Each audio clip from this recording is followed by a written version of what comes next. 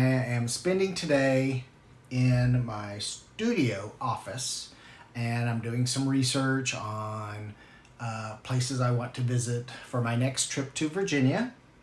For those of you who don't keep up with me on Patreon, I am considering relocating to another state away from Florida. And I'm looking at different areas. Blacksburg, Virginia, and Radford, Virginia are the two cities that I'm most interested in because they're both college towns. Virginia Tech is in Blacksburg, Radford University is in Radford, and I always wanted to live in a smaller town, get away from all these people in the Tampa Bay area. It's just so crowded, so much traffic, and the weather, too hot all the time.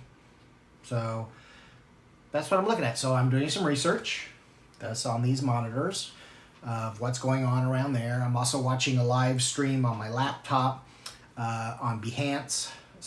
One of the artists that I follow there, Sam Peterson, is doing a live stream where he's drawing and doing animation stuff. So I'm watching that. I do follow him on Twitch as well. And if you get a chance, look him up. Sam Peterson is his name. He's a good artist.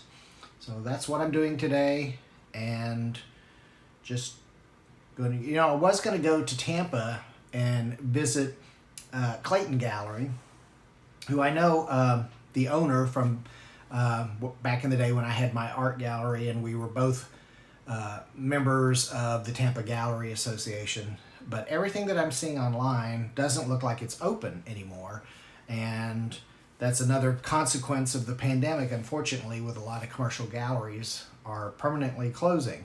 And if you follow my podcast where I talk about art and stuff like that, in 2022, I've decided to expand the material that I talk about on my podcast instead of just art events that I go to or plays or concerts or something. Now I'm going to start including articles that I read, stuff like that, because with the pandemic for the last 2 years, everything's been closed.